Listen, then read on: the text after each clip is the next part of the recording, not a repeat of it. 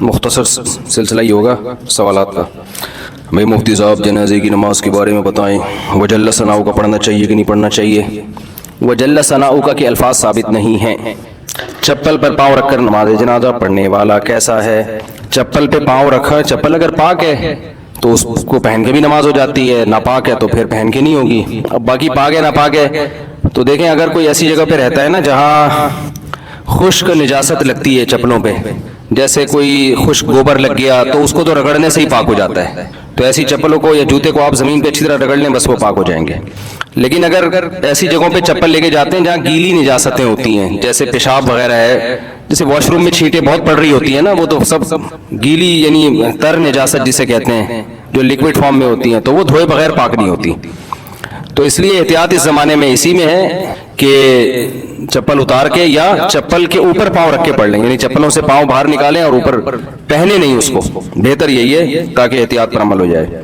اور جب ایک سوال کو میں اسکپ کر رہا ہوں، کسی اور وقت اس کا جواب دوں گا. ایک امام نے کہا جتنے لوگ مسجد میں موجود ہیں سب پہ نماز جنازہ فرض ہے. جنازہ بالکل تیار ہو نا تو پھر وہاں جتنے لوگ موجود ہوتے ہیں سب پہ فرض ہو جاتا ہے.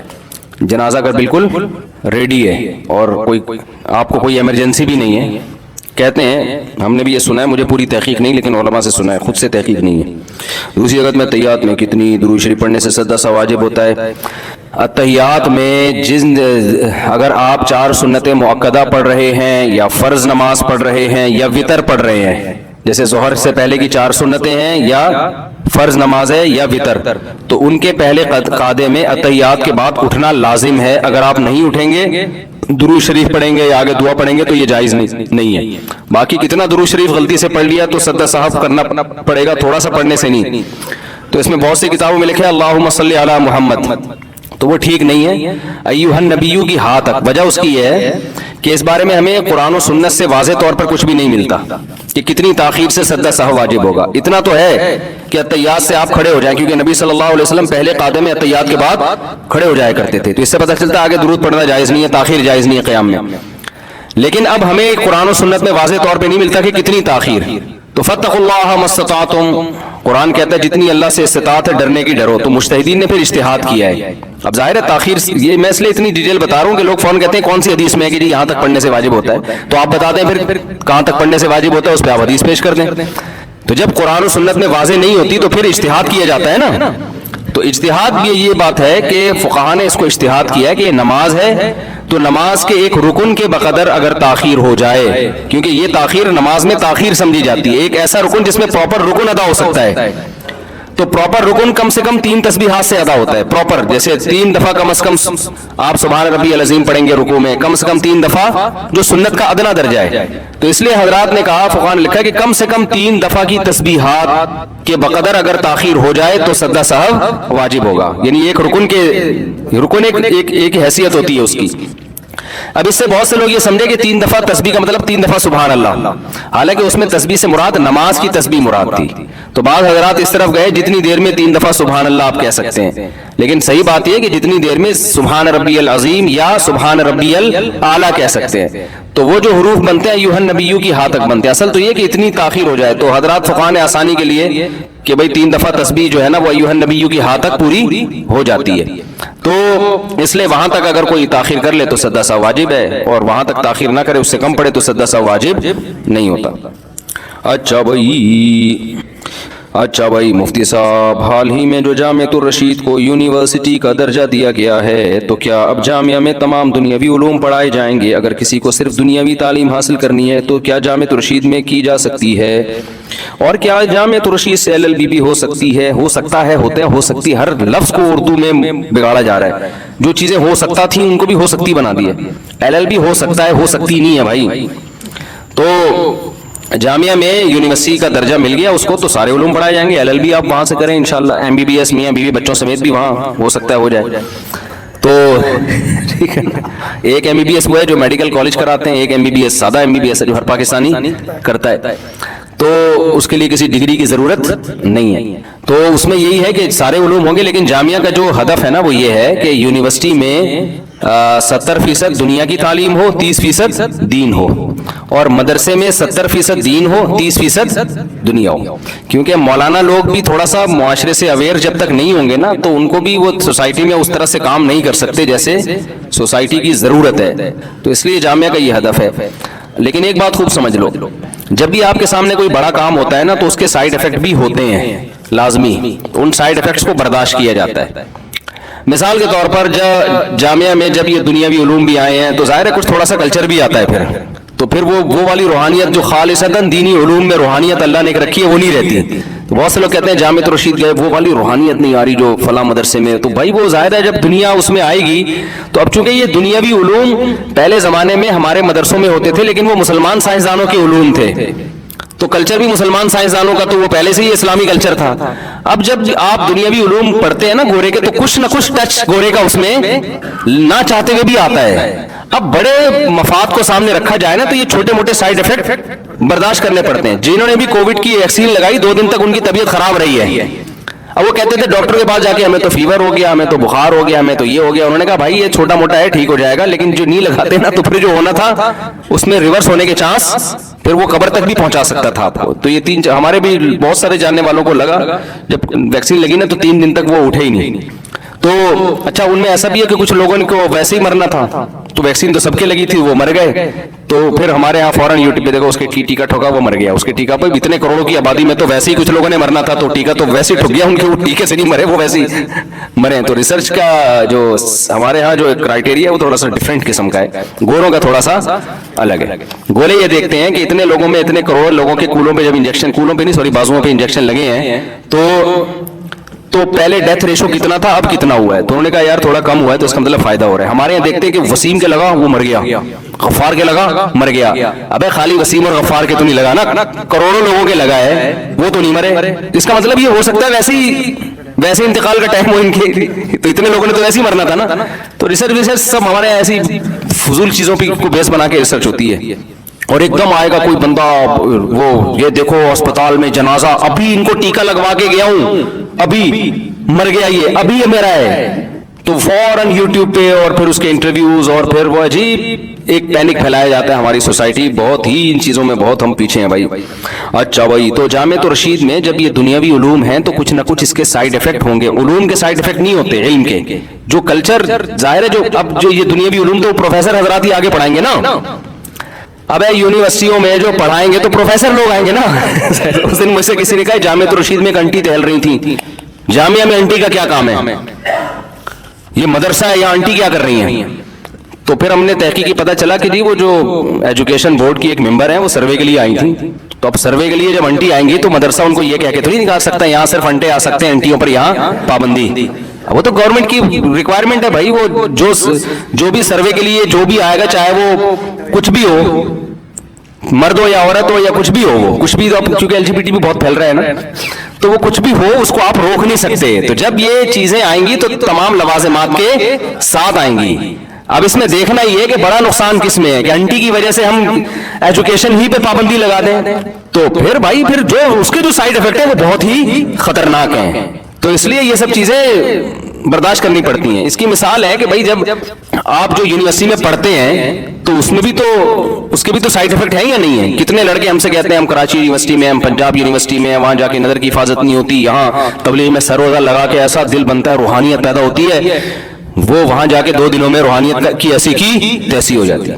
تو اب ہم ان کو یہ مشورہ دیں کہ پڑھنا چھوڑ دو آپ، اور جب تک 100% اسلامی حکومت قائم نہیں ہوتی اس وقت تک نہ پڑھو. تو اسلامی حکومت تو پتہ نہیں قائم ہو نہ ہو، تھوڑا بہت جو مسلمان سائنس اور ٹیکنالوجی کے میدان میں کچھ نہ کچھ آگے بڑھ رہے ہیں وہ بھی پیچھے. تو بالکل ہی جاہل، بالکل ہی نرے کورے کے کورے ہو جائیں گے. صرف اتنا رہ جائے گا کہ نظر کی حفاظت روحانیت کو لے کے بیٹھے ہوئے ہوں گے اپنے کمرے میں. اور تھوڑے دنوں میں جب آپ پر دشمن طاقتیں آپ کو کھائیں گی نا تو وہ روحانیت بھی تیل لینے چلی جائے گی. تو دنیا کے ساتھ جب مقابلہ کرنا پڑتا ہے، بالکل اس کی مثال ہمیں قرآن میں بھی ملتی ہے.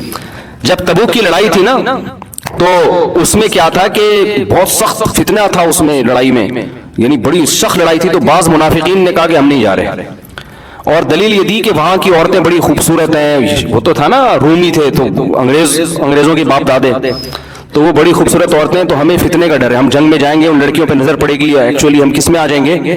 فتنے میں آ جائیں گے.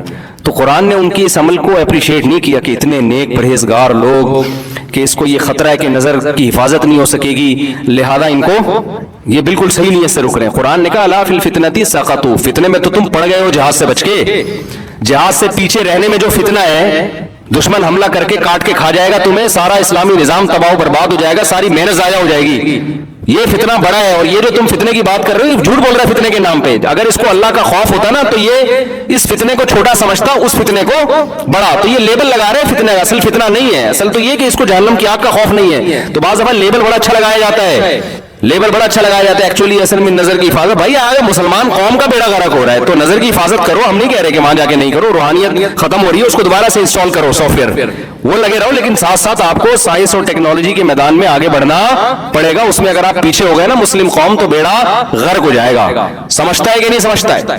تو اس لیے اب یہ تو سب چیزیں سوسائٹی کا حصہ ہیں، تو اب انہی میں رہ کے ہی آپ نے نیک بننا ہے۔ ایسا نیک بننے کے لیے پھر جنگل میں ہی جانا پڑے گا، اور وہاں رہ کے پھر کسی کام کے نہیں رہو گے آپ۔ اچھا بھائی، تو اس لیے جامعۃ الرشید کام جو کر رہا ہے اس کے سائیڈ ایفیکٹ ہم مانتے ہیں کہ ہوں گے، اور وہ ہو سکتا ہے آگے جا کے اس سے بھی زیادہ سائیڈ ایفیکٹ آپ کو نظر آئے۔ آپ کہیں کیسا مدرسہ ہے یار، یہاں تو لڑکیاں بھی پڑھ رہی ہیں۔ اب یونیورسٹی میں آپ ایسا نہیں کر سکتے کہ لڑکیوں پہ پابندی لگائیں۔ ہاں جامعہ یہ ضرور کرے گا کہ لڑکیوں کے لیے سیپریٹ انتظام ہوگا، کو ایجوکیشن نہیں ہوگی، لیکن لڑکیاں بھی ہوں گی۔ اب یہ تو یعنی اس کے بغیر تو آپ کو آپ کی یونیورسٹی رجسٹرڈ ہی نہیں ہوتی، اس کو پرمیشن ہی نہیں ملتی ہے۔ تو اب اس میں یہ کہ اچھا یار وہ لڑکیاں بھی آ رہی ہیں، بھائی آ رہی ہیں، اب اس میں یہ ہوگا کہ جو مدرسۃ البنات کی لڑکیوں کا ماحول ہوتا ہے وہ والا ماحول وہاں پر نہیں ہوگا، لیکن کوشش کریں گے کہ کم از کم وہ والا بےہودہ ماحول نہ ہو جو دیگر یونیورسٹی میں ہو رہا ہے۔ تو شر کو جب ختم کرنے کی کوشش کی جاتی ہے نا، تو یا تو آپ کے پاس ریاست ہو، حکومت ہو، پھر تو آپ بالکل جیسے افغانستان میں کر دی انہوں نے تو پوری پابندیاں لگا دی، اس ڈریس میں آئیں گی ورنہ نہیں آئیں گی، ٹھیک ہے نا۔ اور جب آپ کے پاس ریاست ہو تو ایسا ہے، اگر ریاست نہیں ہے آپ کے پاس تو پھر شر کو اگر آپ ختم نہیں کر سکتے تو آپ کم کرنے کی کوشش کریں۔ کم از کم جامعہ لڑکیوں کے لیے، یونیورسٹی کے لیے ایک ایسا پلیٹ فارم تو دے دے گا نا کہ جو اسکارف لینا چاہتی ہیں، جو ایک لبرل ماحول میں نہیں پڑھنا چاہتی، ان کو تو ایجوکیشن کے لیے اچھی جگہ ملے گی نا۔ اب تو جو پردہ کرنا چاہتی ہے، جو چاہتی ہے کہ میں برائی سے بچوں، اس کے پاس بھی کوئی آپشن ہے ہی نہیں، اس کے پاس کوئی آپشن ہی نہیں ہے۔ تو اس کو یا تو ایجوکیشن سے محروم ہو جائے یا اسی بےہودہ ماحول میں جائے، وہ جو چل رہا ہے۔ ابھی میں زیادہ نہیں بولتا کیا ماحول چل رہا ہے، تو ہم ایسا نہ ہو کہ یونیورسٹی والے مجھے بولیں گے کس قسم کی باتیں کر رہے ہیں۔ تو رپورٹیں جو آ رہی ہے نا، ایجوکیشن کے علاوہ بھی بہت کچھ یونیورسٹیوں میں ہوتا ہے، بہت زیادہ نہیں ہوتا لیکن ہوتا ہے، تو بگڑ رہی ہیں لڑکیاں۔ تو کم از کم جامعۃ الرشید اتنا تو کر دے گا نا کہ جس نے نہیں بگڑنا وہ یہاں کے پڑھ لے، بھائی تھوڑا سا تمیز کا ڈریس ہوگا، اس میں کچھ پابندیاں لگا دیں گے، کچھ نہیں لگا سکتے۔ تو یہ اب اس میں بھی ظاہر ہے آپ اس کو جب کمپیئر کریں گے دیگر مدارس سے تو ظاہر ہے وہ والی روحانیت نہیں ہوگی۔ جو دیگر مدارس میں تو بالکل ایک اسلامی ماحول ہوتا ہے، لیکن جب آپ فیوچر سے آپ مقابلہ کریں گے کہ یار اگر ہم نے اس شر کو ختم کرنا ہے، اب یہ فیوچر میں کوئی ایسی لڑکی جو اسلامی ماحول میں ایجوکیشن حاصل، وہ چاہتی ہے ڈاکٹر بنے لیکن تمیز کے ماحول میں بنے، تو پھر اس کے آپ کے پاس کیا حل ہے؟ اس کے لیے تو پھر یہی حل ہے بھائی، یہ برداشت کرنا پڑے گا۔ بڑی مصیبت سے بچنے کے لیے ہمیشہ چھوٹی مصیبت کو برداشت کیا جاتا ہے۔ سمجھتے ہو کہ نہیں سمجھتے؟ بھائی حاجی عبدالرحمان کی نوکری کا مسئلہ چل رہا ہے، دعا کی درخواست ہے، دل سے دعا ہے جی، اللہ تعالیٰ ان کو جس کے حلال کشادہ نصیب فرمائے۔ تدفین کا مکمل طریقہ، وقت تھوڑا رہ گیا تو میں انشاءاللہ کسی وقت مر کے دکھا دوں، سوری استغفر اللہ، یعنی کوئی بھی مرا ہوا ہو تو اس کا پورا پراپر دیکھ لیں۔ ویسے تو یوٹیوب پہ بھی ویڈیو پڑی ہوئی، کسی وقت میں بھی بتا دوں گا انشاءاللہ۔ اللہ تعالیٰ نے عافیت کے ساتھ سب کو زندگی دے۔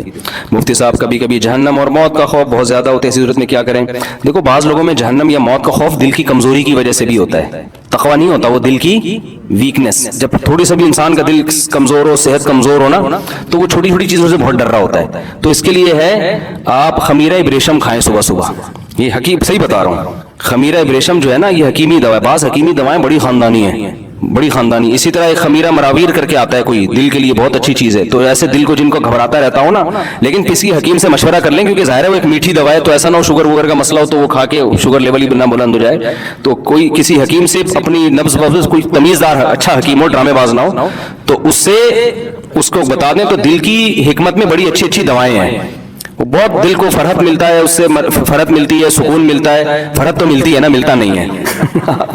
میں نے اس پہ اعتراض کیا تھا نا، اردو میں یہ لفظ مؤنث ہے، اس کو مذکر مؤنث بنا دیا، تو جو مؤنث ہے ہم اس کو بعض دفعہ مذکر بنا دیتے ہیں۔ تو بعض دوائیں ایسی ہیں جو حکمت میں جن کے کوئی سائیڈ ایفیکٹ بھی نہیں ہے لیکن بہت زبردست وہ دل کے لیے آپ کے اعصاب کے لیے بہت زبردست ہوتی ہیں اور بالکل آرگینک ہوتی ہیں, اس کے وہ سائیڈ افیکٹ نہیں ہوتے جو بعض ایلوپیتھک دواؤں کے ہوتے ہیں. لیکن اس میں یہ ہے کہ کوئی حکیم 2 نمبر نہ ہو اور چیز بھی 1 نمبر ہی دے رہا ہو. تو کمپنی کی چیزیں عام طور پر ٹھیک ہی ہوتی ہیں, کمپنی کی اگر کوئی لے لیں تو خمیرہ ابریشم ہے اور یہ اس طرح مراوید ٹائپ کی, مجھے پوری اس کا تلفظ بھی نہیں پتا, مراوید ہے پتہ نہیں مراوید ہے کیا, کیونکہ میں حکیم تو ہوں نہیں, تو وہ دل کے لیے بہت اچھی چیز ہے. تو اگر موت کا خوف کو ضرورت سے زیادہ ہو گیا ہے تو بعض دفعہ دل کی کمزوری سے ہوتا ہے, اور اگر ایسا نہیں ہے دل آپ کا فٹ فاٹ ہے, صحت تو آپ کی ماشاءاللہ فٹ فاٹ ہے, تو پھر موت کا خوف مسلط اگر ہو گیا ہے تو اس کو بیلنس کریں. اتنا ہے کہ نیندیں اڑنا شروع ہو گئی آپ کی اور گھبرانا اور بے چینی شروع ہو گئی ہے, تو پھر تھوڑا سا امید کی چیزوں کو زیادہ سوچیں, ٹھیک ہے نا, امید کی چیزوں کو زیادہ سوچیں. پھر موت کے تذکرے زیادہ نہ کریں. اسلام ہمیں اتنا موت یاد دلانا چاہتا ہے کہ جس سے ہم گناہ چھوڑ دیں, اتنا نہیں ہمیں دلانا چاہتا کہ ہماری جو روزمرہ کی زندگی متاثر ہونا شروع ہو جائے, کسی کام کے ہی نہ رہیں. اسلام کارآمد بنانا چاہتا ہے نا, اتنا موت کو مسلط کر لیا کہ کسی کام کا ہی نہیں رہا, ٹھیک ہے نا, تو فائدہ نہیں ہے. اتنا موت کو مسلط کرو کہ گناہ چھوٹ جائیں آپ سے, بس اس سے زیادہ نہیں, اس سے زیادہ نہیں, گناہ چھوٹ جائیں دنیا سے. وہ جو محبت حد سے زیادہ بڑھی ہوئی ہے نا, اس کو مسافر خانہ ہی نہیں سمجھ رہے, وہ ختم ہو جائے. اس سے زیادہ اگر آگے جا رہے ہیں تو پھر تذکرے چھوڑ دیں موت کے. ایک صاحب میرے پاس آئے, وہ اتنا زیادہ موت کی, وہ کیونکہ ویڈیوز آئی نا, مردوں کو دیکھا انہوں نے, فلاں مر گیا فلاں مر گیا, تو دماغ خراب ہو گیا بھائی, ہر وقت میں نہ مر جاؤں, بار بار. میں نے کہا تو نہیں مرے گا, مجھے لگ رہا ہے تو نہیں مرے گا اتنے آرام سے, انشاءاللہ نہیں مرے گا. ویسے مذاق کے علاوہ میں نے کہا بھائی انشاءاللہ آپ نہیں مرنے والے. تو ان کو بتایا جائے آپ کیوں مریں گے بھائی. تو ویسے تو حالانکہ اصول یہ ہے کہ کراچی میں کسی کا کوئی سچ نہیں بولا, میں نے جھوٹ بولا. سچی بات تو یہ بھائی یہاں ڈاکوؤں کا راج ہے, کوئی کسی بھی ٹائم پہ مر سکتا ہے. لیکن میں اگر یہ بات کرتا تو وہ اور ٹینشن سے مر جاتے. تو ایسے موقع پہ امید ہی کی بات کی جائے کہ انشاءاللہ نہیں مریں گے. یہ جو ڈراموں میں نکاح ہوتے ہیں وہ جائز ہیں یا نہیں ہیں؟ بھائی ڈراموں میں جو نکاح ہوتے ہیں نا, اس میں اختلاف ہے علماء کا, طلاق میں بھی اور نکاح میں بھی. بعض علماء کہتے ہیں کہ بھئی ہو جاتے ہیں, کیونکہ حدیث میں آتا ہے 3 چیزیں ایسی ہیں جن میں حقیقت بھی حقیقت, مذاق بھی حقیقت ہے, طلاق نکاح. تو اگر کوئی ڈرامے میں اپنی بیوی کو کہتا ہے طلاق طلاق طلاق تو 3 طلاقیں ہو جائیں گی. لیکن بعض علماء کا موقف یہ ہے کہ یہ ہزل نہیں ہے, یہ حکایت ہے. حکایت کا مطلب ایک اسکرپٹ ہے, ایک کہانی ہے جو پڑھ کے سنائی جا رہی ہے, لیکن سنانے کا انداز کیا ہے, ایکٹنگ کر کے سنائی جا رہی ہے. اس کی مثال ہے جیسے کسی نے مجھے کہانی لکھ کے دی کہ ایک دفعہ زید جا رہا تھا اور زید کے اپنی بیوی سے لڑائی ہوئی. کہانی ہے نا, میں پڑھ کے سنا رہا ہوں. اور زید نے اپنی بیوی کو کہا کہ اپنی بیوی کا تم میری بیوی اور تمہیں طلاق ہے طلاق ہے طلاق ہے. تو آپ نے فوراً وہ ٹکڑا کاٹ لیا کہ مفتی صاحب کیا کر رہے ہیں, طلاق دے رہے ہیں. تو طلاق نہیں دے رہے, وہ کیا ہو رہا ہے کہ وہ کہانی کو نقل کر رہے ہیں. تو کریکٹر جو ڈرامہ ہے نا, اس میں اسکرپٹ لکھی جاتی ہے, کہانی ہوتی ہے, کریکٹر ہوتی ہے کہ ایک مرد ہے اور ایک عورت ہے, تو اس کہانی کو ریپیٹ کر رہا ہے وہ. تو جب کوئی حکایت کے طور پہ کسی الفاظ کو ریپیٹ کر رہا ہو تو وہ ہزل نہیں ہے, وہ نقل ہے. تو نقل سے طلاق واقع نہیں ہوتی, لیکن پھر بھی نہ طلاق ہوتی ہے نہ نکاح ہوتا ہے. لیکن پھر بھی ڈراموں میں ایسا کرنا نہیں چاہیے, سمجھتے ہو, کیونکہ نکاح اور طلاق کے بارے میں بار بار اللہ نے کہا کہ اللہ کی آیات کو مذاق مت بناؤ. تو ڈرامے میں اگر کسی نے بیوی کو طلاق دینی ہے نا, تو وہ پھر اپنی بیوی کو نہ دے بھائی, کسی اور کی بیوی کو دے دے وہ. ہاں ایسے احتیاط کے بحال, کیونکہ اختلاف آ گیا علماء کا, تو احتیاط کا تقاضا ہی ہے. یا ایسا کرے کہ کسی کو بٹھا کے بولے کہ تمہیں طلاق ہے اور بعد میں آپ کلپ میں اس کی بیوی بٹھا دیں سامنے, ٹھیک ہے نا, حصل میں اس کو نہ دیا ہو, بعد میں جوڑ دے کلپ کوئی دوسرا. تو ایسا کوئی ان کو ہیلا اختیار کر لینا چاہیے تاکہ لوگ نکاح اور طلاق کے کھیل کو مذاق نہ. پھر کوئی پوچھے کہ ڈرامے میں تم نے اپنی بیوی کو طلاق دی ہے, تو وہ بول دے کہ بھائی میں نے اپنی بیوی, اس وقت میری بیوی نہیں تھی, میں نے ایسے کسی کو دی ہے, اور بعد میں پھر وہ ایڈیٹنگ کر کے ویڈیو میں بیگم کو جوڑ دیا گیا. تو پھر تھوڑی طلاق ہوتی ہے. ایک آدمی بیٹھے بیٹھے کہہ رہے طلاق ہے طلاق ہے طلاق ہے, کسی نے ویڈیو بنا لی اور بعد میں اس کی بیوی کو سامنے ویڈیو میں ایڈیٹنگ کر کے بٹھا دیا, تو تھوڑی ہوگی, وہ تو ایڈیٹنگ ہوئی ہے نا اس میں. تو ایسا کوئی ہیلا کر لینا چاہیے. نکاح طلاق کے احکام کے جو مسائل ہیں ان کو کھیل نہیں بنانا چاہیے. حرام جانور کی کھال سے جو جیکٹ بنتی ہے, یہ پیسے جائز ہیں یا نہیں؟ صرف سور کی کھال سے ہر طرح کا فائدہ اٹھانا حرام ہے, نہ اس کی جیکٹ بیچ سکتے ہیں نہ خرید سکتے ہیں. سور کے علاوہ جتنے حرام جانور ہیں ان کی کھال اگر سکھا دی جائے, دباغت دے دی جائے تو وہ پاک ہو جاتی ہے. سمجھتے ہو کہ نہیں سمجھتے؟ کوئی بھی حرام جانور ہو, بلی ہے, کوئی بھی ہے, دباغت دے دی نا اس کو. دباغت کا مطلب یہ ہے کہ اس کو خشک کر کے اس کی ساری رطوبات ختم ہو جائیں, تو پھر وہ خارجی استعمال, کھانے پینے میں نہیں, خارجی استعمال اس کا جائز ہے. البتہ جو جانور مردار ہے نا, اس کا کھال کے علاوہ کوئی بھی چیز کسی بھی طرح سے فائدہ نہیں اٹھا سکتے. میں بار بار یہ مسئلہ بتاتا ہوں کہ لوگ بلیاں پالتے ہیں, ان کی خوراک فیڈ باہر سے آتی ہے, وہ مردار ہوتا ہے, وہ ذبیحہ نہیں ہوتا, تو بلی کو بھی نہیں کھلا سکتے, کتے کو بھی نہیں کھلا سکتے. آپ سمجھتے ہیں کہ نہیں سمجھتے؟ جانور خود مردار کھا لے, اس کو چھوڑ دیں. ایسا نہ ہو کتوں کو میرا بیان سنا کہ آپ مردار سے ہٹا رہے ہو کہ تم نہیں کھا سکتے. وہ کھا سکتا ہے, آپ اپنے اختیار سے نہیں کھلا سکتے. ہمارے ایک دوست ہیں، ان کا فارم ہے، ان کا مگرمچھ بھی پالے ہوئے ہیں، ان کا گھوڑا مر گیا تو گھوڑا انہوں نے مگرمچھ کے سامنے ڈال دیا کہ کھا لے. میں نے کہا یار یہ آپ نے ٹھیک نہیں کیا، مگرمچھ خود وہاں پہنچ کے جو مرضی کرے. آپ کے لیے مردار سے کسی قسم کا فائدہ اٹھانا جائز نہیں ہے. صحیح احادیث ہیں اس بارے میں، امت کا اجماع ہے کہ مردار سے کوئی فائدہ نہیں اٹھایا جا سکتا. تو میں نے کہا اس کا طریقہ یہ تھا، یہ گھوڑا جب مرنے والا تھا تو ذبح کر دیتے اس کو، پھر آپ ڈال دیتے مگرمچھ کے سامنے اس کو. سمجھتے ہیں کہ نہیں سمجھتے؟ اچھا بھائی، ہم لوگ 5 بھائی ہیں اور ایک بہن ہے. ہمارے والد کی جگہ، والد کی وہ جگہ ہیں، ایک 2 جگہیں ہیں، ایک میں ہم لوگ رہتے ہیں، ایک میں کرائے پر وہی رہتے ہیں. کرائے والی جگہ ہم لوگ فروخت کرنا چاہتے ہیں. فروخت والی جگہ میں ہم بہن بھائیوں کا کیا حصہ بنتا ہے؟ دیکھو 5 بھائی ہیں اور ایک بہن، 5 دونی 10 اور 1 11. تو 11 حصوں میں ڈیوائڈ کر دیں، 11 حصوں میں ڈیوائڈ کر دیں. جو جواب آئے وہ ایک بہن کا حصہ، اس کا ڈبل بھائی کا حصہ ہو جائے گا. وراثت سے متعلق کوئی بھی حکام ہو نا پراپر لکھ کے دے دیا کریں، کیونکہ اس میں بہت ساری چیزیں پوچھنی پڑتی ہیں کہ ان کے اور وارثین اور کون کون ہیں. کسی وارث کا زندگی میں انتقال تو نہیں ہو گیا، ایسا تو نہیں کہ ایک کا انتقال ہو گیا پھر آگے اس کے بیوی بچے ہوں. تو اس کا طریقہ یہی ہے کہ یہاں آپ سوال پراپر لکھ کے اپنا نمبر ڈال کے، یہ مولانا صفی صاحب ہے میرے شاگرد، ان کے حوالے کر دیا کریں. مفتی صاحب میں مردان سے آیا ہوں، آپ سے مصافحہ کرنا چاہتا ہوں. بھائی آپ مردان سے آئے ہیں، مجھے بہت ضروری کام سے فوراً کہیں جانا ہے. تو آپ کا میں بڑا احترام کرتا ہوں، لیکن میں نے آپ سے مصافحہ کیا تو بہت سے لوگوں کی پھر لائن لگ جائے گی اور مجھے بہت دیر ہو جائے گی. تو اب پھر انشاءاللہ کسی وقت ہم مصافحہ بھی کریں گے، سلام دعا بھی کریں گے، انڈی والی بھی کریں گے. اللہ نے موقع دیا تو چائے بھی پئیں گے. ایک کسی نے کوئی سوال پوچھنا ہو تو پوچھ لیں. ویسے وہ مردان والا ہے کہاں پہ بھائی؟ آپ جلدی سے آ جائیں بھائی، کوئی اور نہ اٹھے، بس انہوں نے پرچی لکھ دی نا تو. السلام علیکم انڈی والا خاد ٹول لغت مغت خونے دی کڑے کینا جی. ہاں جی، ہاں پڑھ سکتے ہیں. بہت زیادہ جلدی ہو تو رکوع اور سجدے کی تسبیح 1 مرتبہ بھی پڑھ سکتے ہیں. کبھی جلدی ہو، شادی میں جانا ہے اپنی اگر. ہاں اگر محافظ نماز پڑھ رہا ہے اور اس کو فائر کی آواز آئے تو وہ نماز توڑ دے. اگر واقعی گولی کی فائر ہے تو اس کو پر واجب ہے کہ نماز توڑ دے. سمجھتے ہو؟ نبی صلی اللہ علیہ وسلم نے فرمایا کہ جس نے نماز میں سانپ دیکھا اسے چاہیے کہ سانپ کو مارے جا کے. وجہ کیا ہے؟ خطرہ ہے نا سانپ سے، آپ کو نہیں کاٹے گا، ہو سکتا ہے کسی دوسرے نمازی کو کاٹ لے. تو جس نے دیکھا وہ توڑے نماز کو اور جا کے اس سانپ کو مارے پہلے. تو سانپ کا سے موت کا اتنا یقین نہیں ہوتا، فائر سے زیادہ. یوٹیوب پہ ایسی ویڈیوز پڑی ہوئی ہیں کہ امام صاحب کا تقویٰ دیکھو، زلزلہ آ رہا ہے پھر بھی کھڑے ہوئے ہیں، پیچھے پبلک بھاگ گئی نا، اور نیچے کمنٹس ہوتے ہیں ماشاءاللہ امام صاحب. اور یہ ہوتا ہے بے وقوف ہے بھائی وہ امام کہ زمین ہلی ہوئی اور پھر بھی خشوع خضوع سے نماز پڑھا کے اپنے آپ کو بھی مروا رہا ہے اور پوری قوم کو بھی مروا رہا ہے. تو کہیں بھی کوئی خدا نہ خواستہ خطرہ ہو، فوراً سب سے پہلے اپنی حفاظتی تدبیر کا انتظام کرنا چاہیے. سمجھتے ہو کہ نہیں سمجھتے؟ سب سے پہلے اپنی حفاظت کا انتظام کرنا چاہیے، فوراً ایکٹیو ہو جانا چاہیے. جان بچانا سب سے پہلے، نماز اس کے بعد. جان ہوگی تو نمازیں پڑھتے رہو گے نا، صحیح ہے نا؟ تو یہ اسلام کا حکم ہے. اگر خدا نہ خواستہ اللہ نہ کرے زمین ہلنا شروع ہو جائے کہیں مسجد میں، کہیں نماز پڑھ رہے ہو، سب پر واجب ہے کہ نماز توڑ کے فوراً پتلی گلی تلاش کریں. بلکہ پتلی گلی میں زیادہ خطرہ ہوتا ہے وہ گرنے کا. تو میدان میں آئے وہ، تو اس میں کوئی تقوی کی بات نہیں ہے، کوئی اس کی بات نہیں ہے، للہیت کی جی امتحان ہے. اور پھر پتہ نہیں وہ اندر سے کیا اس پہ گزر رہی ہو. وہ انگریز کے دور میں نا، انگریز مسلمانوں کو فوج میں بھرتی کرتا تھا. تو کسی نے کہا کہ یار تم مسلمانوں کو بھرتی کرتے ہو فلاں قوم کے لوگوں کو. اس نے کہا فلاں قوم کے لوگ جو ہے نا وہ بزدل ہوتے ہیں، کوئی فلاں کوئی خاص قسم کی قوم تھی، نام نہیں لیتا، اس سے قوم پرستی پھیلتی ہے. تو انہوں نے کہا نہیں، ہماری تو قوم کے لوگ بڑے بہادر ہوتے ہیں. انگریز نے کہا ٹھیک ہے بھائی، ٹھیک ہے آ جاؤ، ہم ایسا کرتے ہیں کیپ پہن کے کھڑا کرتے ہیں، نشانہ ماریں گے ٹوپی پہ. جو کھڑا رہ گیا بہادر ہے، جو بھاگ گیا ڈر گیا ہل گیا تو اس کا مطلب بزدل ہے. تو وہ مسلمان تھا، وہ خان صاحب تھے، ان کو کھڑا کیا، سر پہ گولی ماری، خان صاحب پھڑے ہوئے. ویل ڈن بھائی، زبردست. تو دوسرے پہ سر پہ گولی ماری، وہ بھی کھڑا ہوا، ویل ڈن. تو اس نے کہا یار یہ تو خان صاحب بھی بہادر نکلے اور یہ دوسری قوم کا بندہ ہے جو غیر مسلم ہے یہ بھی بہادر ہے. تو انگریز نے کہا کہ یار اب اس کی ٹوپی چونکہ وہ خراب ہو گئی ہے تو ٹوپی کے اس کو پیسے دے دو، جو دوسرا بندہ ہے نا.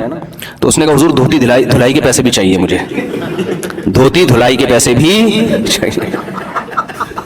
تو بعض لوگوں پہ خوف کے اوپر کوئی اثرات نہیں ہوتے، لیکن انٹیریئر جو ہے نا ان کا وہ بہت ڈسٹرب ہوتا ہے. صحیح، انٹیریئر جو ہے نا وہ بہت زیادہ ان کا ڈسٹربنس کا شکار ہو جاتا ہے. تو وہ پوری دھوتی اس کی بیچارے کی خراب ہو گئی تھی. تو ایسا نہ ہو کہ زلزلہ آ رہا ہے آپ کھڑے ہوئے ہیں تو اوپر سے تو لگ رہا ہے بڑے بہادر ہیں اور انٹیریئر جو ہے آپ کا سارا ڈس بیلنس ہو جائے. دیتی نہیں ہے بینک، سود دیتا ہے نہیں.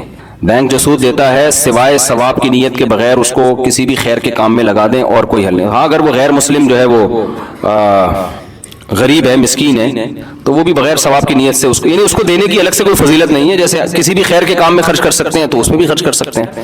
ہاں کھانا کھا سکتے ہیں غیر مسلم کے ساتھ. جی نبی صلی اللہ علیہ وسلم نے تو بسا اوقات کھلائے. جی اللہ کا شکر ادا کرنے کے لیے کون سا ذکر؟ الحمدللہ کا لفظ سب سے بہتر ہے. کون سا عمل؟ دیکھو پھر تو شکر میں سب سے پہلے یہ ہے کہ جس کی نعمت کھا رہے ہو اس کی نافرمانی نہ کرو.